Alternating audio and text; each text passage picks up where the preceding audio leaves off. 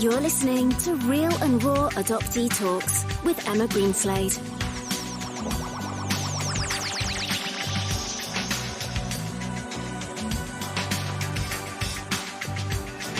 Hello and welcome back to part 2 of our second part of our story with Lottie from Letting Go. So welcome Lottie. Good morning. Good morning, good afternoon, good evening, wherever you are. So last week we were talking about Lottie, and Lottie was talking about her story of her childhood and up until the age of 17, and how actually through the adversity and challenges that she experienced, the latter part of her teenage years were a real positive experience. So we're if you haven't listened to part 1, I suggest you go back there and have a listen. It was really juicy, and it definitely is going to give you some food for thought. But we're going to start off today from where we left off, which was the age of 17. Welcome Lottie, welcome back. Thanks for coming back onto the show. You're welcome, and apologies, we need part 2 really, but anyway, here we are. I think it's great that we need part 2. You've had a rich life. And we've only discovered part of it, but anyway, yes, I think things hopefully get a bit more positive now. So yes, I'm looking forward to this bit.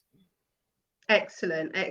So yeah, if you'd like to describe your early adult years, we got up to age 17. Okay. So what kind of happened? Because you were leaving home. Yes. Or you'd gone home, and now I assume you left home again. Yes, well, I guess, in fact, a lot of my life seemed to be about escaping. And I think if you remember last time, I kind of, for some people going to boarding school would have been a negative experience, but it felt like a great escape to me. And in fact, looking back, it kind of set the foundations for my adult life. So yes, my early adult life was a bit strange, because I guess up until 16, I wasn't an adult, or even 18. But I think having spent, near on 6 or 7 years at boarding school, and in fact, remember, I hardly ever went home. So I did start feeling a bit institutionalized, and my mum obviously didn't really pay much attention. By then, actually, I don't know if I mentioned, but my younger brother, Daniel, I'd sold him the idea of Mallory Towers, and he actually went to boarding school too. So at least things were a bit more stable, though, and he was getting an education. He didn't enjoy it as much as me, but at least we knew he was quite safe. And he used to go home on holidays, and Mum used to pick him up, and things were kind of relatively okay. But I think maybe at 16, 17, you had to make a decision at school whether to leave or stay. And my mum really never came to school, never wrote any letters, never really communicated. So I think I must have gone home, and I think I sneakily signed the papers myself, if I remember correctly.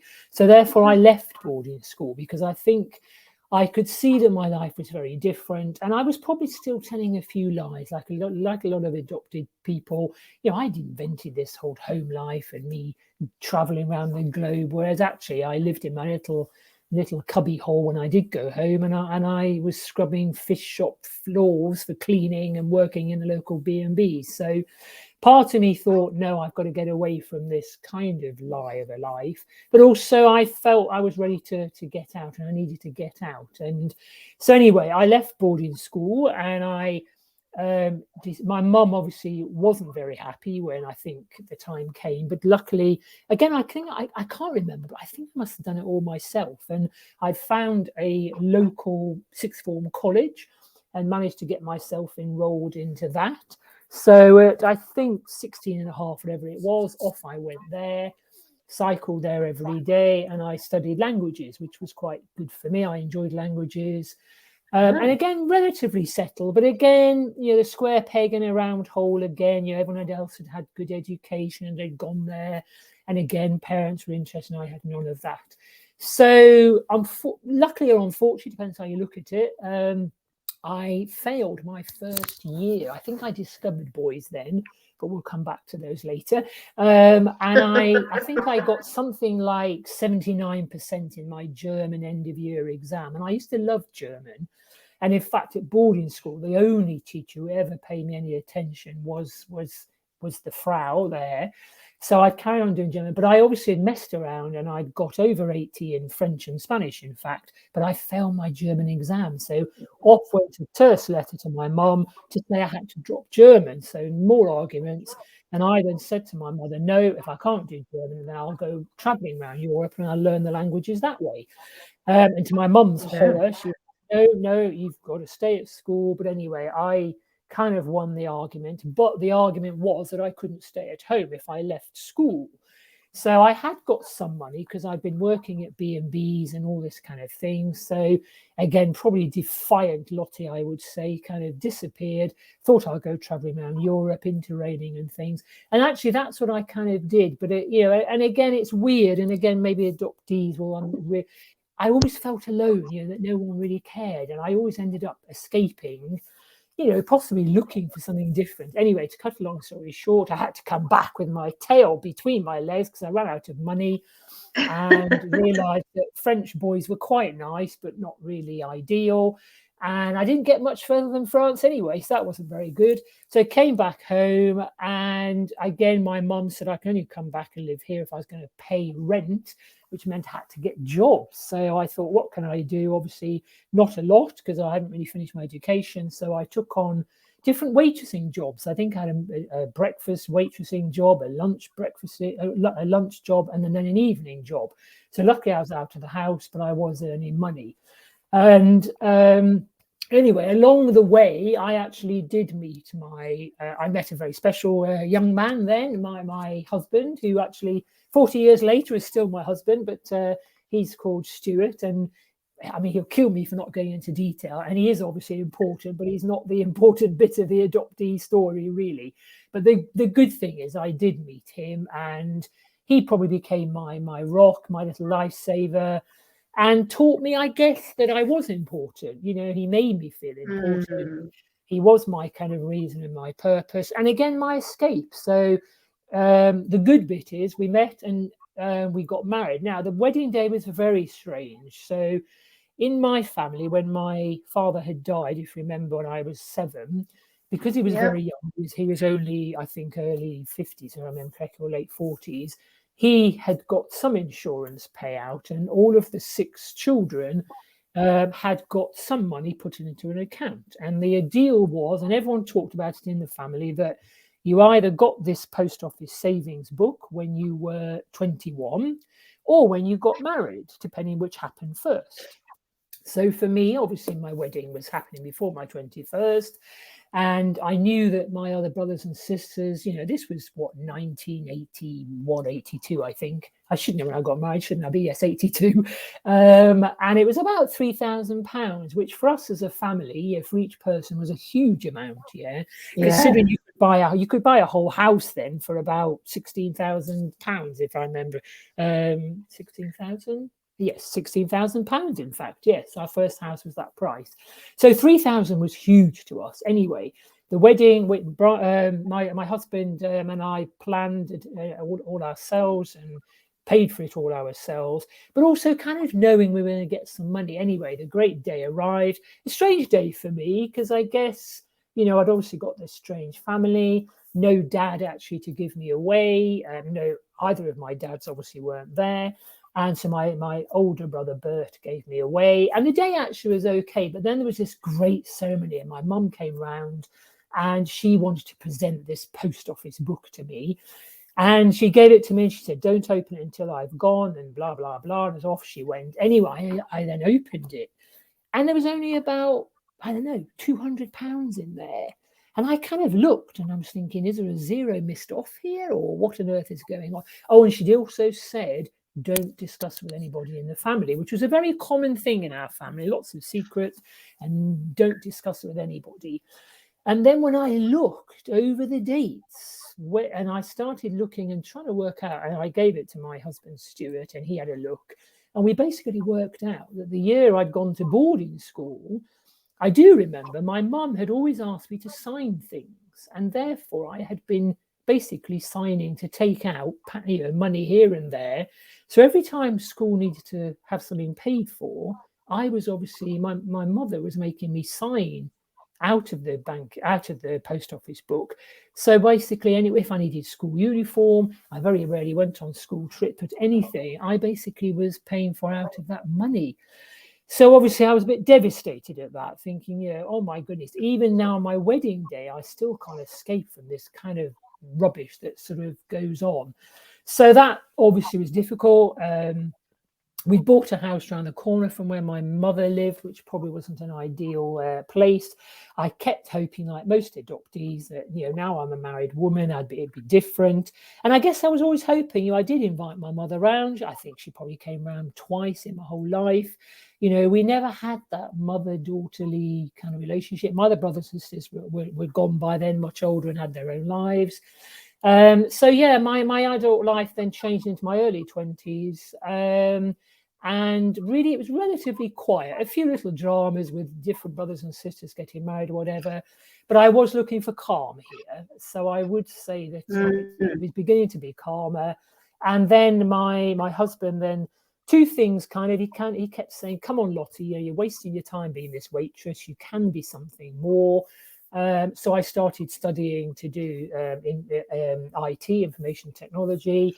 And then the little moments of his talking about looking for my birth mum started, because he had a wonderful relationship with his mum, but sadly she died actually the year before I met him.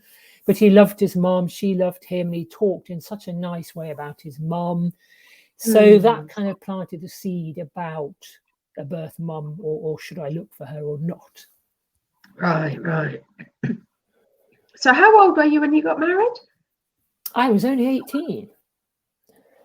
I was 18, young, isn't it? Yes, and I'm 58 now, and we have celebrated our 40th anniversary quite recently. How So wonderful! yeah. Congratulations! I do So quite love strange. a good And on my yeah. wedding day, my mother did, I thought before the wedding day, she came round and said, no, you know, you're making a grave mistake, you know, you shouldn't be getting married and all these other kind of things. So yeah, I guess again, it's all the things we've talked about. You know, I think, you know, you are learning, and I think that's the messages again. You know, you're learning resilience. You might get bad examples of what love is or what a family is, but actually you can decide to do something a bit different, which I think is what I ended up doing.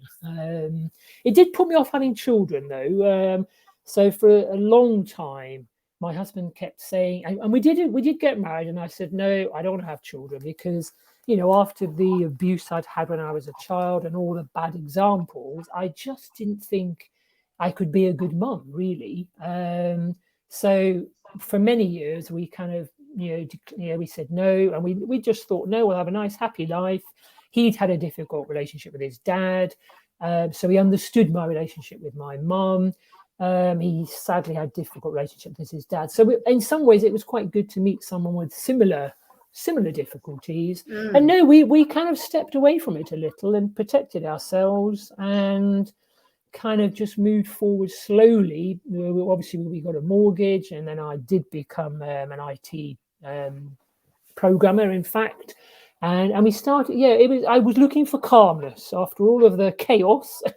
Like a lot of adoptees, I was looking for calmness, and I kind of had a calm time then. Yes. So you did find calm then within the marriage? Yes, I think then, yes, we did. Yes, and it was always the two of us. I mean, again, it was the two of us against the world, really. So we used to close the door, and even today, actually, we still have that kind of theme, really. If things aren't going too good, I mean, again, as an adoptee, I guess we all go into ourselves anyway. And when I was younger, I'd take myself off to the beach or the sea. But obviously at home, I think I said earlier, as long as I've got a roof over my head and some food, then we are more or less okay. And obviously that included my husband then. But yes, things were quite calm then. And it was really just a question of, do we have children, and do I look for my birth mum? So which came first, the children or the search? Actually, yes. Well, the birth mother came first. So I think at about 21, I think we'd moved house.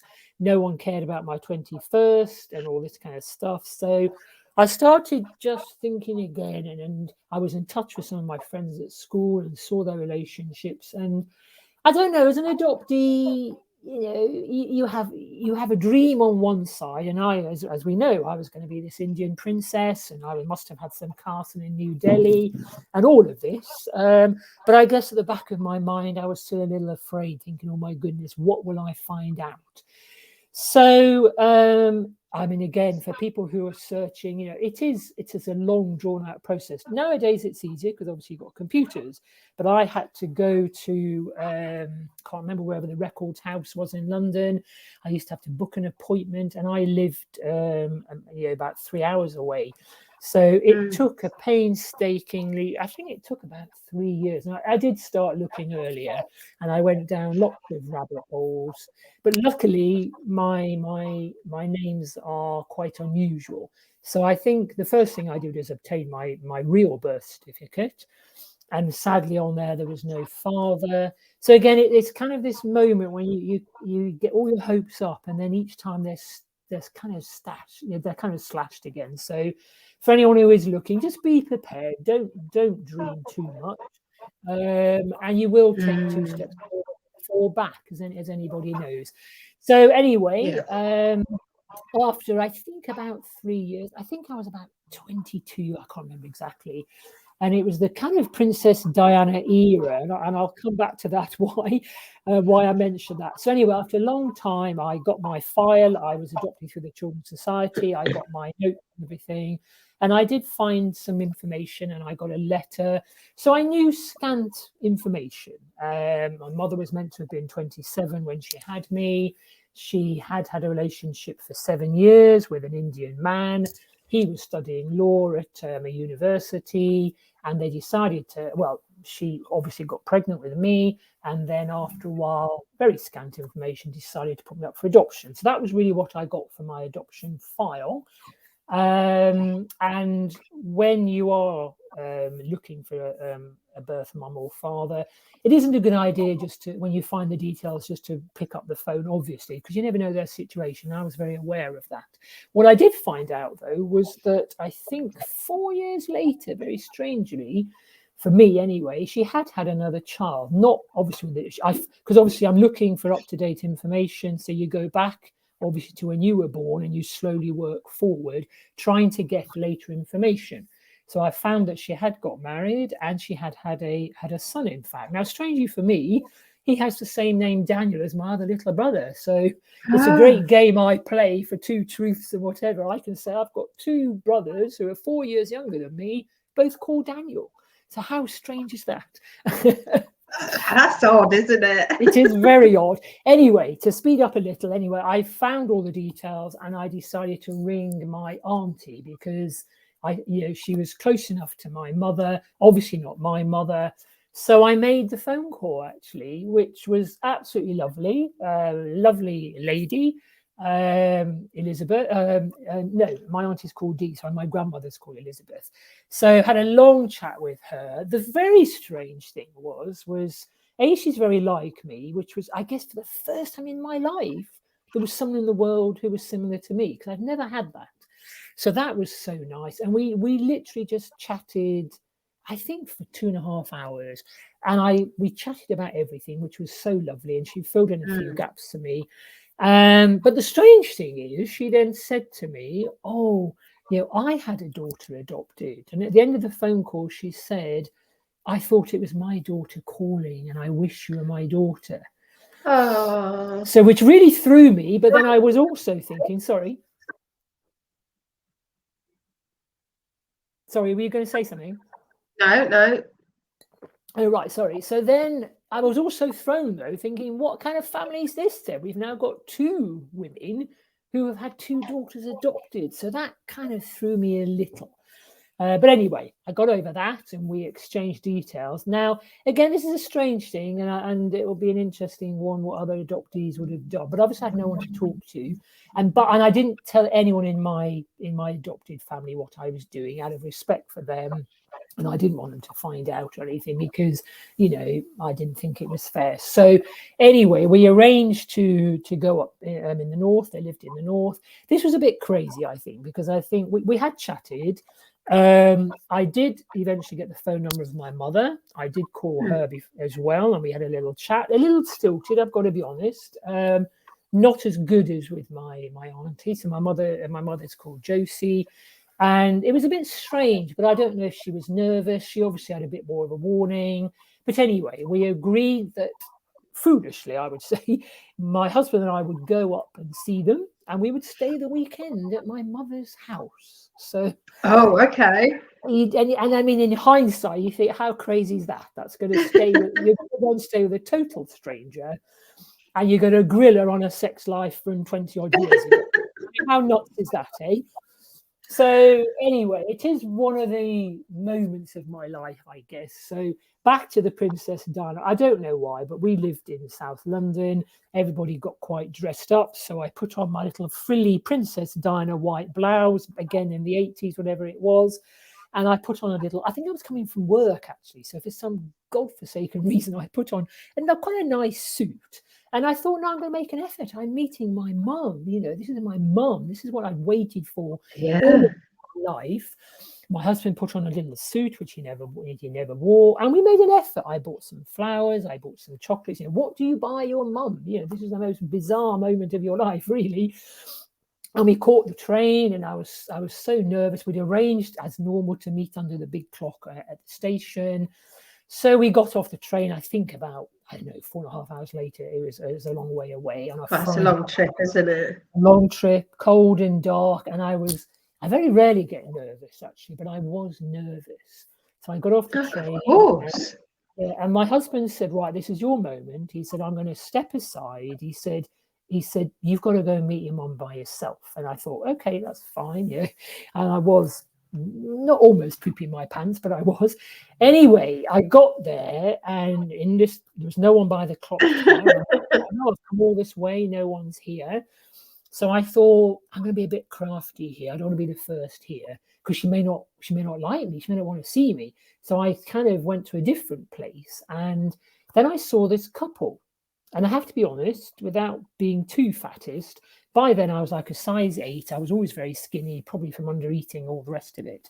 But the two largest people I had seen in my whole life waited under the clock.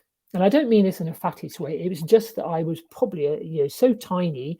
And then I saw this quite large lady with blonde peroxide hair.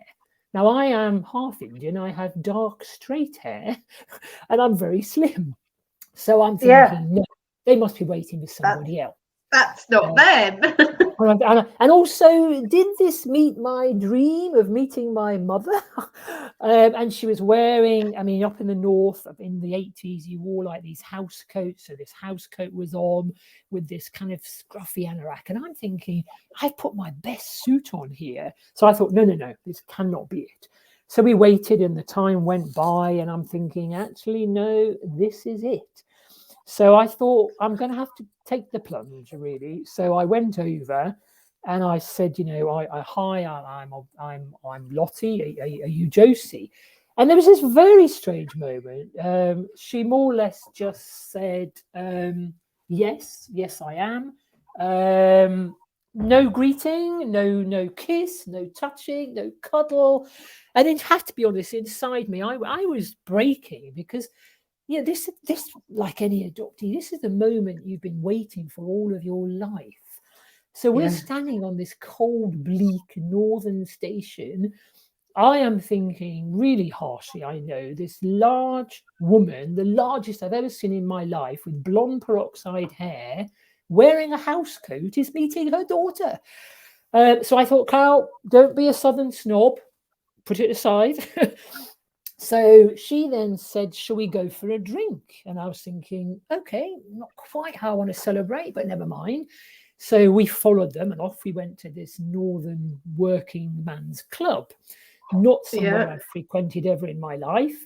But she was actually with her husband, which again was not ideal, because he means nothing to me. But obviously he was there.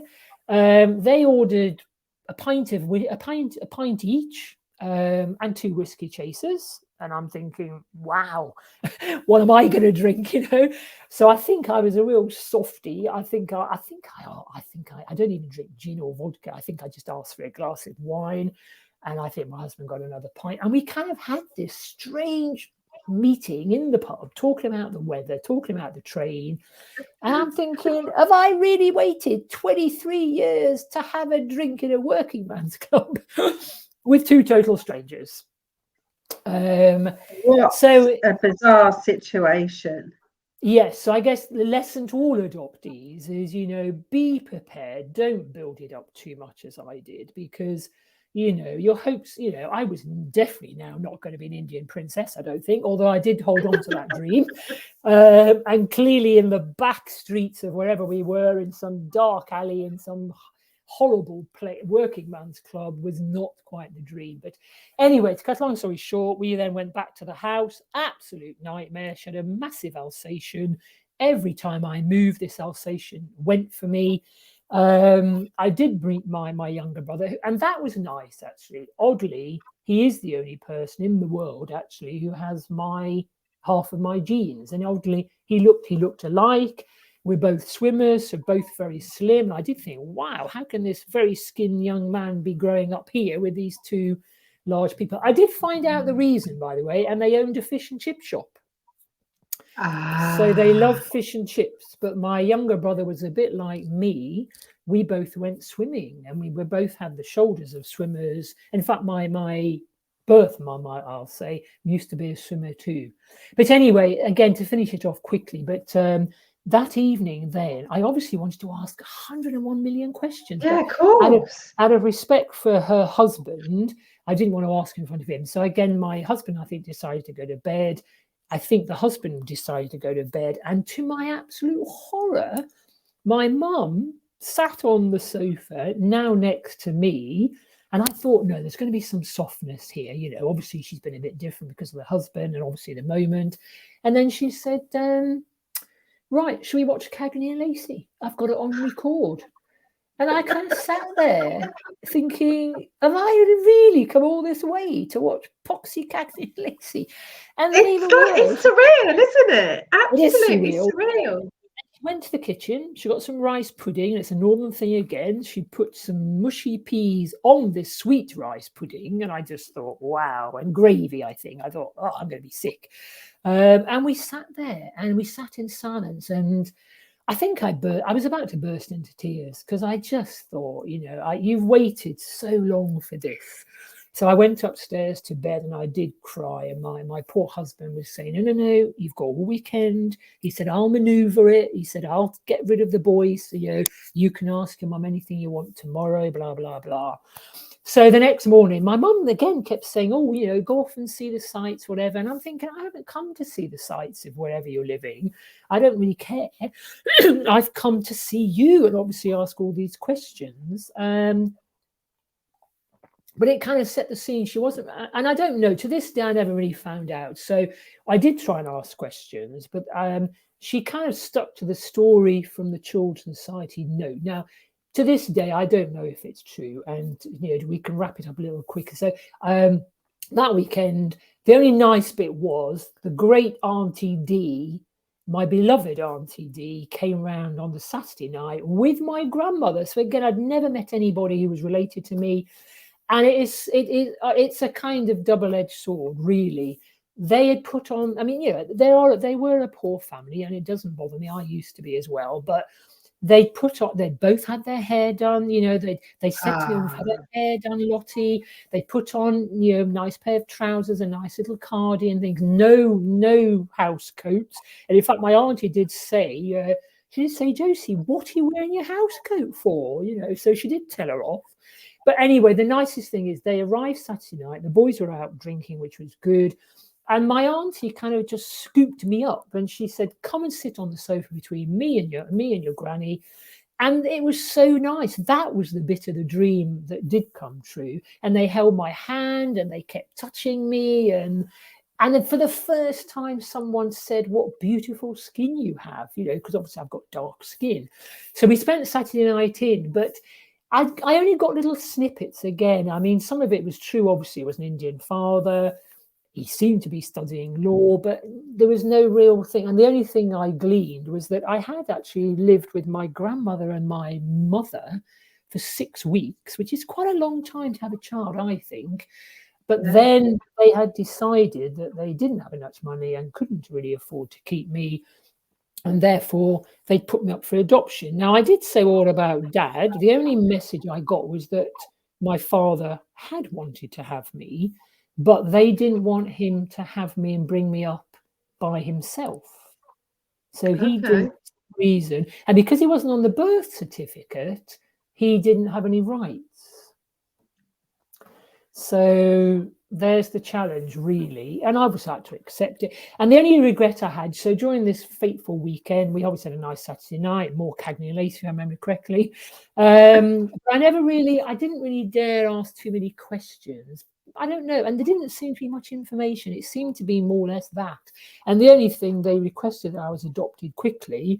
And they were quite shocked when I said I was adopted I wasn't adopted for 2.5 years. And again, there were some bizarre moments. I had bought some photographs of me growing up. And the strange thing is, there was 2 strange things that happened here. My birth mom, Josie, obviously, couldn't remember when I was born. She didn't know when my birthday was. And I kind of think, is that bizarre that you've given birth to somebody and yet you can't remember the day? I mean, so that was a bit odd. And then to my absolute horror, when I showed her some photos, she actually tore the picture. Where there was a picture, say, me and my family or me and my other little brother, she literally tore it and she threw in the bin my actual adopted family and only kept the picture with the part of me in it. And I just thought, wow, are you not grateful to that family for bringing up your people? Bizarre, yes. Bizarre. So did you have any similarities of features or mannerisms or anything like that? Thank God, no. Thank God, no. No, I didn't. I mean, the only thing was, I guess, I'm only guessing that my Indian father's genes are more in me because, I mean, my little brother there was similar. Obviously, they're both called Daniel, so it's tricky. He looked like me. We both got quite pronounced chins, both have got long faces, both quite slim, and obviously both very good at swimming. But apart from that, no. And I guess it's that old question, isn't it? Is it genes? Is it environment? Whatever it is, hey? But anyway, wrapping up really, because we don't want to talk about them for too much longer. So basically, I had quite a horrific weekend. I couldn't wait to get away. It took me quite a long time emotionally to recover from all of that. I then, over the next probably 2 to 3 years, we stayed in touch. I then, I spoke to my auntie Dee quite a lot, and she kept saying, well, maybe your mum's a bit jealous of the relationship we have. We are very different people. She said, your mum's always been very private and all these things and very cold. And it was always the grandmother and the auntie who always were much more cuddly and soft. So I kind of had to accept that. And then I made a decision that I'm going to invite my mum down. So I invited my mum, Josie, down with her husband. Because I thought, I've got to try and build this, And I thought, I'm obviously, wanting it more. But to cut a long story short, they came to stay. We lived in the south of London, absolutely horrific. All which they wanted to do was just eat and drink, which I was getting up at 6:30 in the morning, making bloody food for them. I think my husband and I we bought the food for the weekend and they arrived the Friday night. No kidding. By Saturday morning, they'd already eaten the whole weekend's food. I mean, I was just agog. And then the piece de resistance was they wanted to go shopping somewhere. And I think we went to Croydon, which was nearby. So off we went in their car. My husband said, I'm going to leave you to it, sweetheart. And I thought, great, that's very kind of you. Off we went. I was in the back of the car. Now, anyone who knows Croydon, there's quite a lot of Asians and mixed race people there. Yeah. So to my absolute horror, I was in the back of the car and they were discussing pakis. And they were going, God, look at all these Pakis here. God, I hate Pakis. And I'm like, okay, I'm obviously Indian, I'm not Pakistani, but obviously a lot of white people, not being racist, call all Asians Pakis. And I was in the back of the car listening to this. And I know it's weird to say, but I thought, Mum, you had sex with an Asian, and yet here you are hating Pakis. So I think I made my decision then that I tried enough. We went and had fish and chips. There's a surprise in Debenhams in Croydon. They were horrified at the amount of Pakis there. I was sitting at the table as one. And I just thought, wow. And again, I didn't say anything. We went back home. We finished. And we went out for the evening again. I think they didn't offer to pay for anything. And then the real finishing of the relationship, I guess. So there's the outcome. She then said, how much do you think your flat's worth? And I'm thinking, wow, this is an interesting conversation we're having. And then the next question was, well, actually, you don't have any children. Have you made a will? Because obviously we're now related. And I just thought, wow, now it all comes to the fore, really. Obviously, my husband and I, we had worked quite hard then. We hadn't got any children. We'd got a flat in South London, which was a bit different to a smaller house up in the north of England. And I think that's what she was interested in. So when they drove off, my husband and I waved and we looked at each other and we kind of gave each other a cuddle and we said, right, we're not seeing them again. And I didn't, to be honest.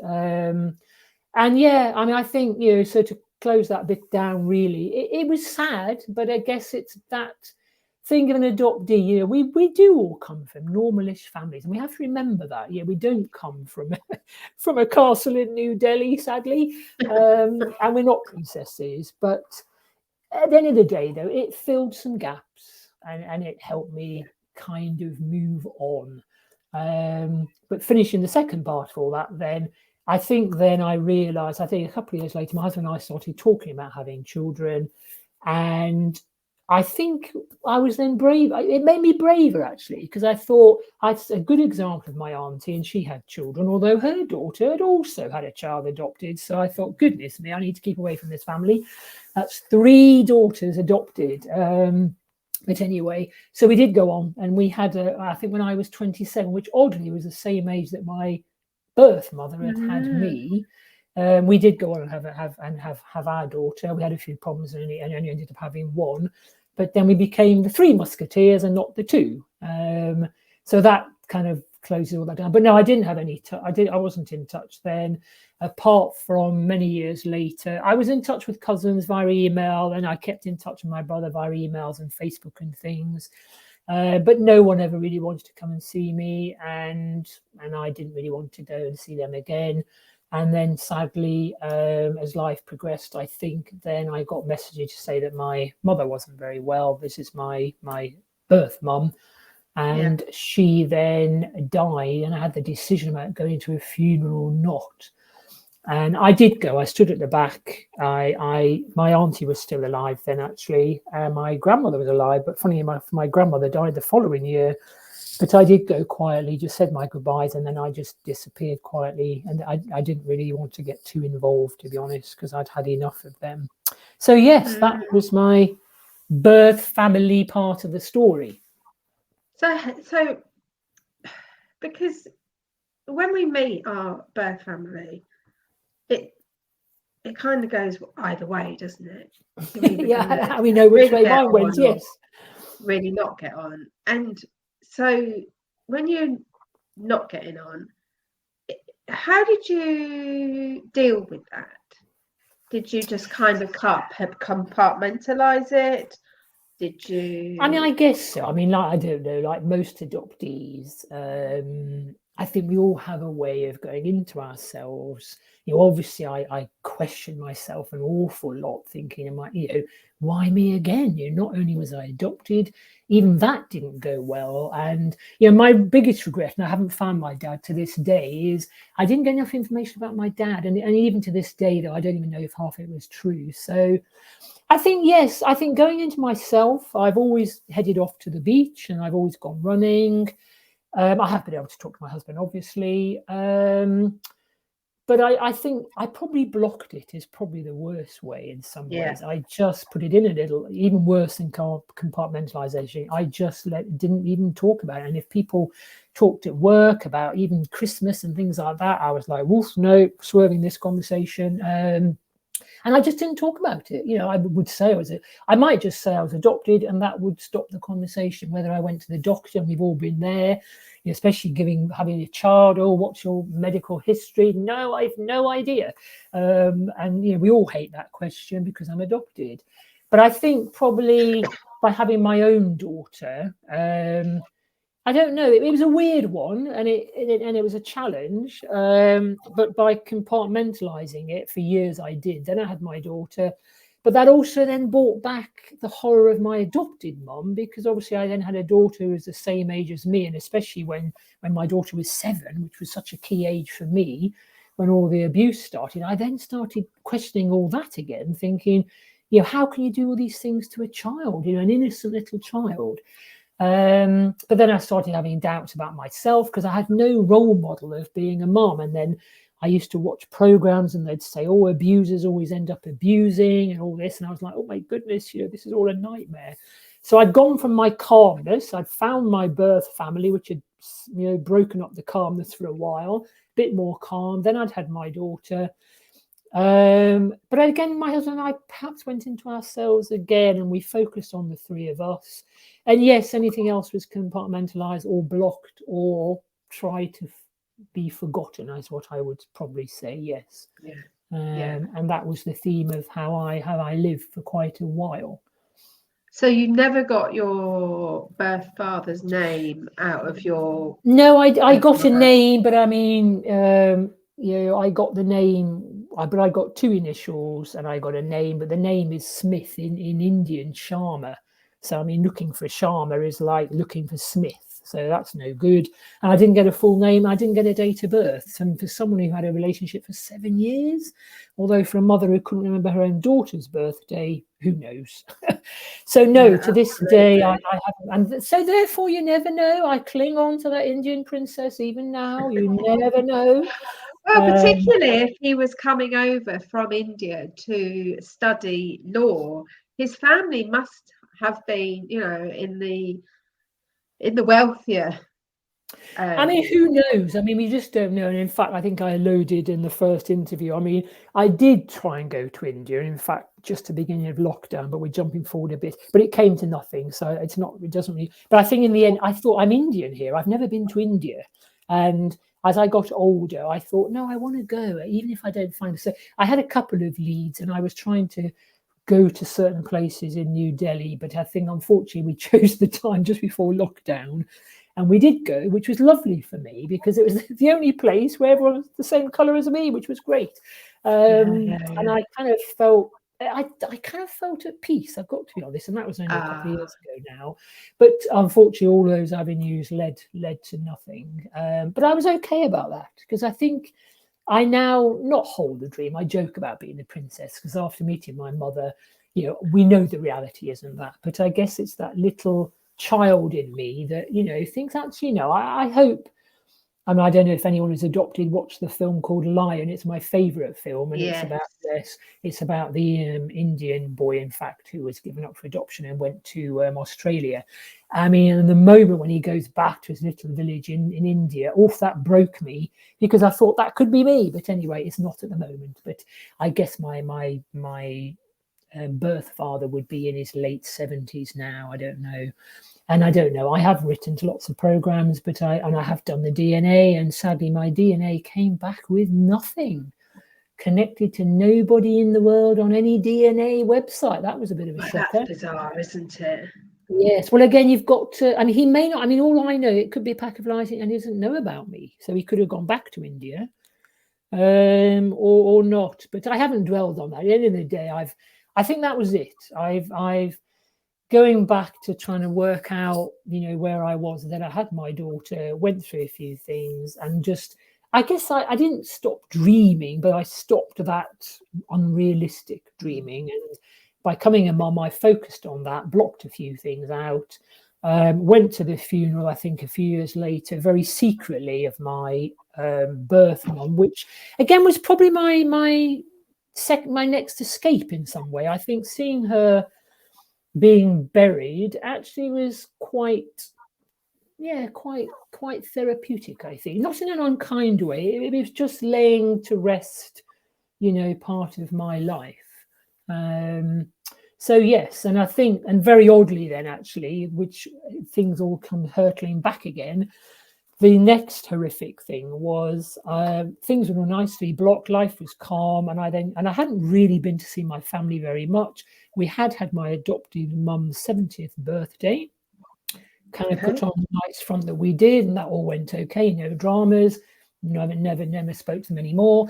And then I got a phone call to say that my adopted mum, I think this was about 2 months after her birthday, in about October, November, had got, I think it's my older brother, saying that mum had esophagus cancer.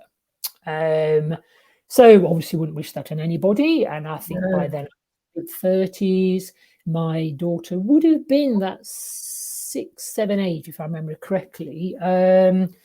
And a difficult one, because Muriel, my mother, had only been to visit once, I think, twice. Once for the 70th birthday and once before that. But anyway, never mind.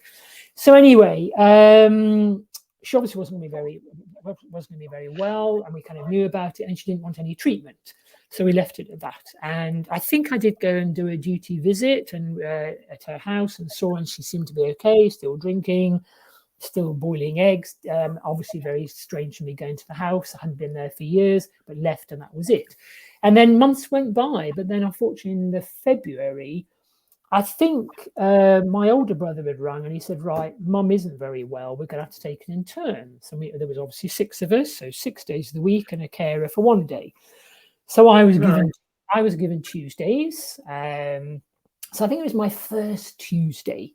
So I drive down the motorway, and obviously all kinds of emotions, because I'm thinking, why have I got to do this again? I don't really care.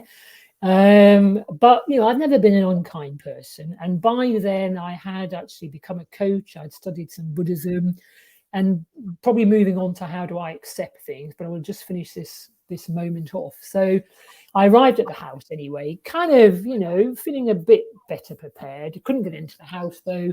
Hadn't got a key, started getting angry, had to call the police, had to call all this. They broke in, and to my absolute horror, they went into my mother's bedroom, and it was bizarre for me. I can't really describe this, but next door to my mother's bedroom was a little box room that old-fashioned houses had, and that used to be where I slept, by the way. So just going into the house and seeing my box room, and I had a Z bed. Anyone who's a certain age would know what a Z bed is, like a camp bed. Yeah. And then there was my room at the top of the stairs, kind of in the, with nothing in it. And that kind of was very weird for me. And actually, oddly, as a 36-year-old woman, I think, I'd never been in my mother's bedroom. My younger brother and I weren't allowed in. It was her little sanctum, a haven, and we never went in. So it's really weird. So I'm now with a blooming burly policeman. They're trying to break in. He then said, well, where's the bedroom? And I kind of pointed to it, thinking, I dread to think what's going on here. And I thought, she's going to be drunk again. How embarrassing is all of this? So we go in, and there is my mother lying in the bed with morphine next to her. She'd sadly taken a morphine overdose. Now, again, it's very weird maybe for listeners, but I was just so angry. I guess some people might have been brokenhearted to see their mother in this state, but I thought, I can't believe this. And to add a bit of background, I found out afterwards, the night before, I will say devious, my mother had rang up everybody else to say a final goodbye to them and have a nice loving chat. She didn't call me in any shape or form, because obviously I was going to go down the next day and find all of this. And I then found out that that's what had happened. So they had got an inkling that something wasn't right, but as it was my turn, they kind of left it to me. So inside I had all of this rage and hurt and turmoil, I have to be honest, thinking, I cannot believe it. Even now at 36, my mum is still affecting me, and she's still causing all of this angst. So I then, and I am actually writing a book about it, but I remember this moment vividly when the policeman then calls the ambulance guy. In fact, they had arrived at the same time, actually. And then they turned to me and they said, well, shall we resuscitate? Now, I don't know what anyone else would have done in this moment, but part of me was screaming, no, do not bother resuscitating, just leave her. She doesn't want to live. And I'm thinking, this is a nightmare. This is absolute nightmare. And I think, I just wanted to run. I wanted to run for the hills because I just thought this is a moment I do not want to be in. And it just brought everything back. And it was, I have to be honest, it was one of the most horrific moments in my life. And I kind of stood there frozen. The ambulance guy then said to the policeman, actually, I hate to say, whatever, she doesn't get to say. The law is, as an ambulance person, we have to save a life. We have to maintain a life. So to my horror, don't forget, I've never seen my mother in the bedroom, let alone in bed. They kind of ripped back these bedclothes. This sad, scrawny body, the pajama top was kind of ripped off. My mum's, I mean, it is graphic, but it's so in my head. Her breasts that had obviously fed 5 children and everything were kind of droopy. And she looked like a sort of Auschwitz kind of starved kind of refugee, whatever. And then they kind of put on the heart things to restart her and everything. And I have to say, it was horrific. Her body like bounced on the bed, and I was like, no, I need to get out of here. Anyway, she was brought back, she was still breathing, but obviously they had to do all of that. But I think only marginally. They felt the pulse and they were quite happy. And then they said, okay, what do you want to do? And I was like, I don't want to do anything. I just want to go. And I said, look, I'm going to have to ring my older brother. I said, I can't cope with all this. And I think they must have thought I was some kind of nutter, actually. And obviously thought I was some cold, callous cow, I think. So I rang my brother. And he more or less said, what on earth are you doing, Lottie? Stop messing around. I was like, hey, it's okay for you, bloody 4 or 5 hours away. I'm dealing with all of this. So we had a bit of a terse conversation there. And he said, look, you go with mum in the ambulance. And I said, no, you must be joking. I said, you can get your butt down here. I'm not going to deal with this anymore. I said, mum has done nothing for me. And I said, and I don't really care what happens. So you can imagine not the best phone call with my brother and in front of the policeman and the ambulance man. And they're like trying to look away. So I put it on, and I thought, I'm going to have to go in the goddamn ambulance. So they obviously carry her downstairs. And it was just, I don't know, it was probably one of the loneliest moments again. I think it brought everything back that, I was obviously alone again, having to deal with this mother again. And I do remember climbing into that ambulance. And I don't know, it's really weird because I think, I used to sit and rock. And I think every time I go into a closed place like that, I do just sit and rock. And I do remember just sitting there, kind of rocking quietly to myself. And it is bizarre because when you've been in the ambulance and you're okay, but the whole world is kind of going on around you, not really aware of this momentous moment, I guess. And yes, off we went. And that was a whole mess because cars were in the wrong place. But anyway, there was some good that came out of it. So, I mean, my mother actually didn't recover. She more or less stayed more or less comatose with odd moments. The family did come down and visit her. I kind of ran to the hills for a while. But then my dear husband did say, look, Lottie, she is actually going to die. And he said, you've got to sort this out. He said, you're never going to get away from this. You've got to go talk to her. Now, again, only adoptees maybe who've been abused can manage all of it, can understand. But I'd never retaliated. Even my own daughter said, well, Mum, why didn't you hit her back? And I was like, wait a minute, you don't hit your mum, So I'd never retaliated. I'd never said anything. And I never actually said anything to my family, to be honest. So I did actually decide, and I think my husband came with me, and I think we were told that, she hadn't got long to live. She'd been in the hospice for, I think, 2 weeks by then, and obviously it was near coming to the end. So quite emotional. We drove down, and my dear husband said, okay, like he always does, actually, kind of leaves me in the lurch, drops me off. No, but he doesn't. He supports me. But anyway, he said, you've got to go in. And actually, it turned from one of the most horrific couple of weeks, obviously, to actually it kind of helped me accept things. So I did go in, and obviously it smelt of a typical hospice, smelt of weeping, people dying, all the rest of it. And I did sit there, and I didn't touch my mum because we didn't really have that relationship. And I sat there, and I think a nurse came by and she said, "Oh, hello." She said, "Oh, is it your mum?" and everything. And I'm thinking, interesting she thinks that, because obviously the colours are different and everything. But I realised, it doesn't really matter. And I said, "Oh, yes." And then she said, "Well," she said, "she hasn't got long left, lovey." And she said, "Take your time, but have your moment." And I was like, "Ooh, what kind of moment is this going to be?" Anyway, my mum was coming in and out. She wasn't then on morphine as much. She was coming in and out of consciousness. So she did actually open her eyes, and it was quite bizarre because she said, "Oh, yeah, hi, Lottie," sort of thing. Anyway, this conversation dragged out for quite a while, by the way, but we did have a conversation, and I did say, "Mum, why did you do all those things?" And then again, I don't know, I had to pluck up such courage to just ask that. And for the first time in my life, my mum reached for my hand, and I did kind of almost think, "Oh my goodness, shall I pull it away or not?" But she did reach for my hand, and it was one of the most nicest moments as well. And she did just say, "I'm sorry."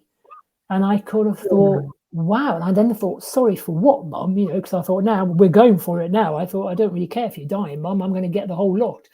And she did. She apologized for a lot. She said, "No." She said, "You married a wonderful man who I didn't believe in." So she said, "I'm sorry for that." And I thought, "Oh, wow, my husband's going to love that one. He's going to dine out on that one."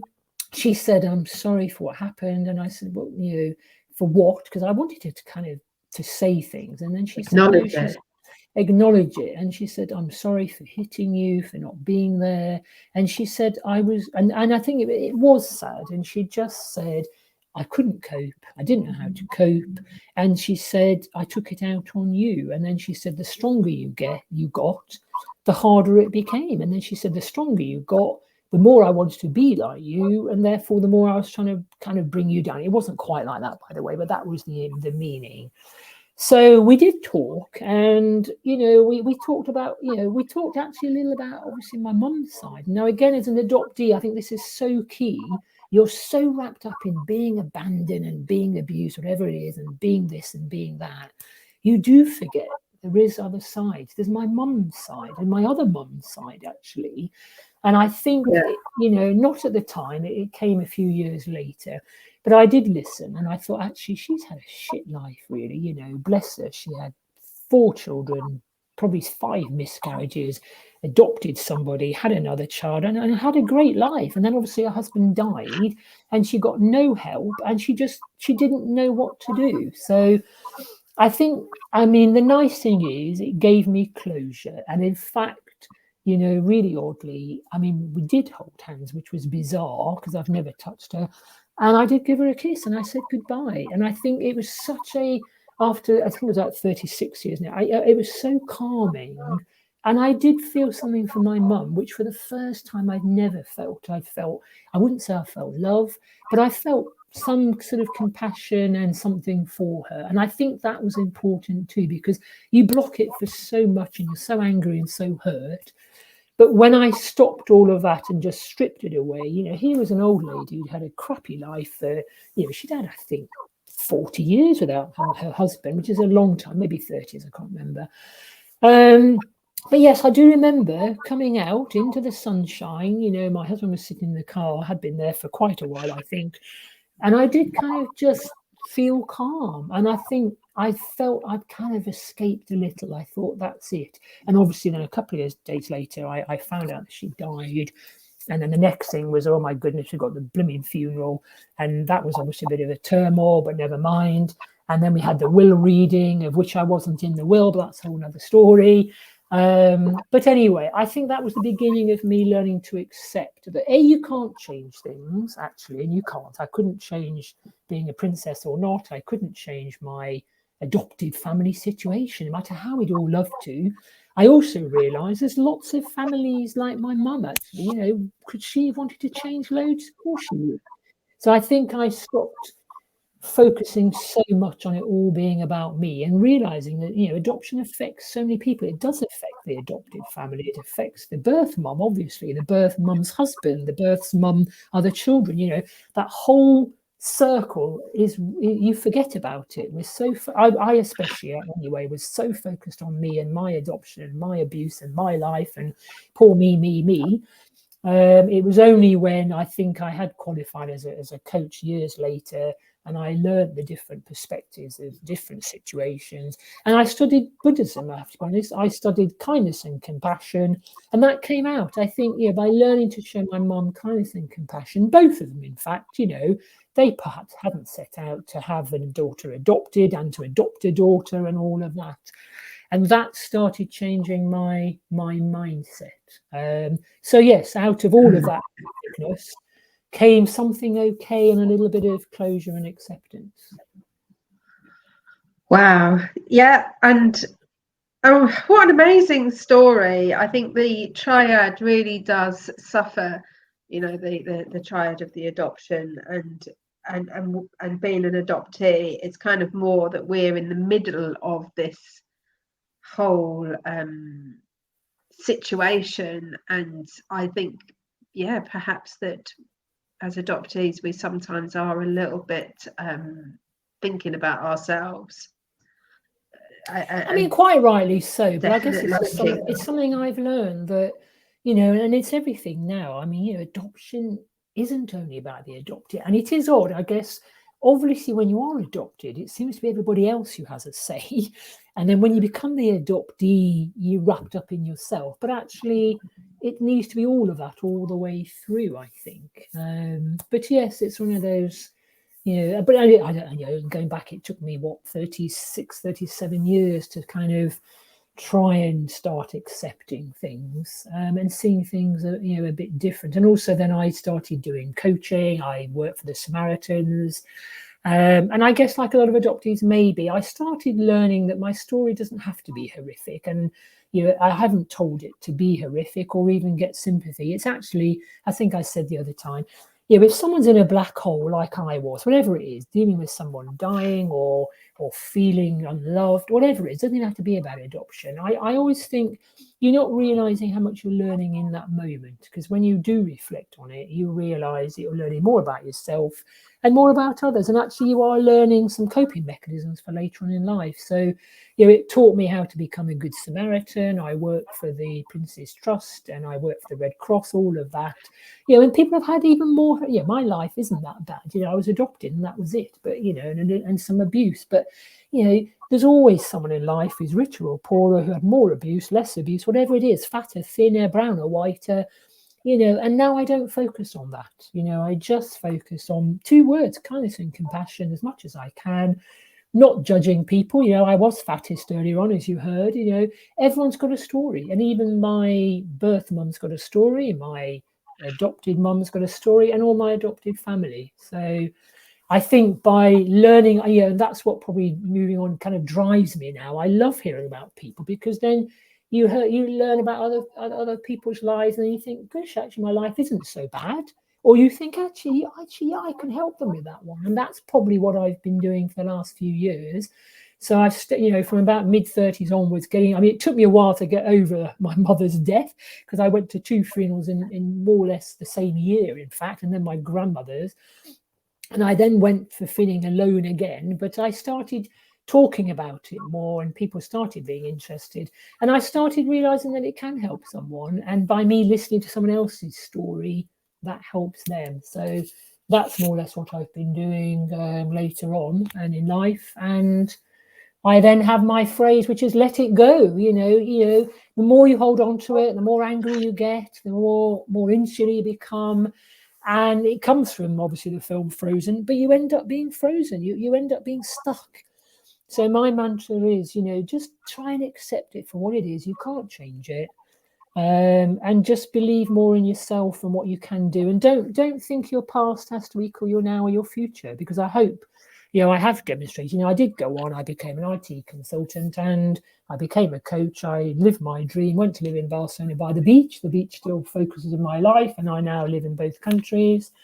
And you do move on, and then you can move on and perhaps even inspire somebody else. So please don't get stuck, and just let things go. Live for the now. Don't worry so much about the past. And if you can let the past help you in the now and the future, then I think that means you're healing from the past. I think your past then doesn't have to be your now, and that's hopefully what I've tried to do. Absolutely. I think that's a beautiful way to end our show. Absolutely. Our past does not need to define us. And, you know, sometimes we just need to leave the past in the past, but just to let it go, to be able to move on from it. And you can choose. You choose to be that victim of the past. Yeah. You choose to be the victim, or you use it to propel you forward. And I want people to remember that, because it can drag you back. But yes, so yes, we have survived. We've survived another hour or so. Yes. Oh, it's been an absolute pleasure, Lottie. Thank you so much for coming on and being so candid and vulnerable and sharing with us some of those moments that have really made you who you are.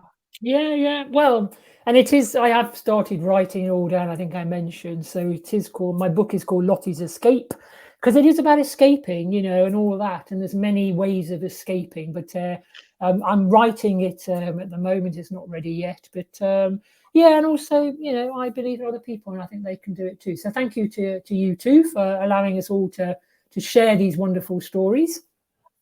That's my absolute pleasure. So we'll put into the show notes where we can find you, your Facebook group, your website, and any other links that we've got.